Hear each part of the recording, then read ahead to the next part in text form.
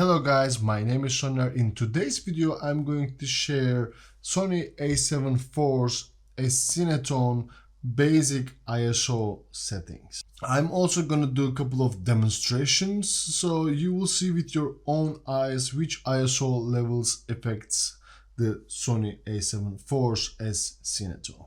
And don't forget to drop a comment down below if you have any questions about the S-Cinetone settings or Sony A7IV. Also, if you're struggling with the S-Cinetone exposure settings, please check my previous video. In that video, I explained how you can expose correctly in S-Cinetone, especially for the skin tones. In order to show you the first demonstration, I have to actually put the lens cap onto the lens. By doing this, we will be able to see noise levels of the sensor, and when we change the ISO settings, you will see when second native ISO is going to kick in, so stay tuned for that. I also have a HDMI recorder here on my A7IV, then you will be able to see what my settings are. That will give you a more clear image. Alrighty, now we can begin. As you can see, we have a black screen. Don't worry, that will be fixed soon, but I want you to check my settings.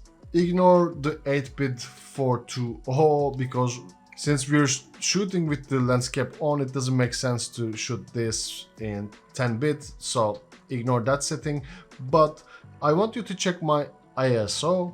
As you can see right now, it's in 125, and if you check the picture profile, it's in S-Cinetone. Let's go back from the menu. As I was saying, ISO is in 125. This is the first native ISO for Sony A7IV if you're gonna shoot in S-Cinetone. So ideally, I highly recommend you to use ISO 125. This way you will get the less noise on your image.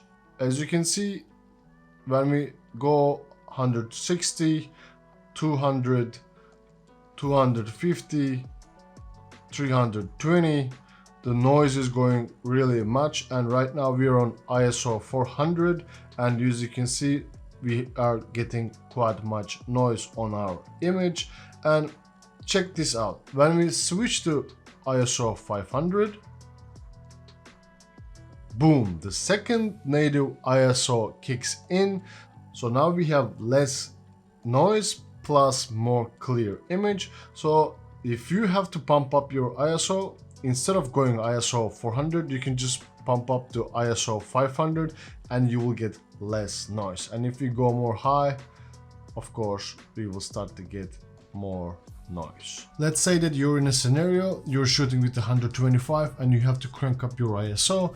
Instead of going to ISO 400, you can go up to ISO 500 and get less noise and get better looking image. Once we go to ISO 400, look at this difference. I mean, this is ISO 500 and this is ISO 400. So I highly recommend you to shoot in ISO 500 if you have to pump up your ISO. So let's go back to 125, and as you can see, again we have really nice noise. And I also put the 525 and the 500 ISO next to each other, so you can see we don't have so much difference in between, but of course ISO 125 is the best. I would like to show you also another demonstration about S-Cinetone. This demonstration will help you to understand the S-Cinetone color science. Please check the multimetering. As you can see right now, it shows 0. So A7IV is saying that it's perfectly exposed. And we are in Cinetone's picture profile. And I will play with the light a little to show example of color difference in different lighting scenarios. And right now we are on ISO 125, as you can see. So let's go a little bit underexposed, because in S-Cinetone shadow areas are more contrasty. As you can see, we are right now in minus 0.3, and if I go a little more down, minus 0.5. 0.7. As you can see right now, it's more contrasty image. And I would like to, at this point, play with my ISO settings to show you the second native ISO. If we crank up the ISO a little, we will see some noise.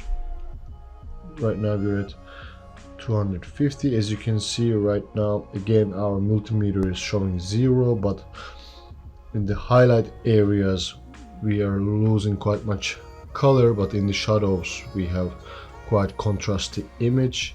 And if we go even more further, start to see a little bit noise in ISO 400, and we lost quite much color as well, because right now we are overexposed. And if we kick into the ISO 500, which is second native ISO level on S-Cinetone, now the noise level is dropped, but we are of course overexposed. So let's drop down the lighting power. Right now multimeter is showing 0, so this is quite fine. But if you want more contrasty image, I recommend you to go around minus 0.3, or even if you want more contrasty image, you can go just under 0.3, like here. As you can see right now, it's quite contrasty in the shadows. If you're able to control the light, I highly recommend you to use the ISO 125. And if you go and crop our light a little, as I was saying, around minus 0.3 or minus 0.7, you will get quite nice footage. I hope these demonstrations were helpful for you, and if you find this video helpful, please crush the like button. It helps the channel a lot. And soon I'm going to share my Sony A7 IV video menu dial settings, so stay tuned for that one. And there's gonna come more content about Sony A7 IV, so if you don't want to miss those as well, please crush the subscribe button and turn on the bell notifications, and I will see you guys in the next one.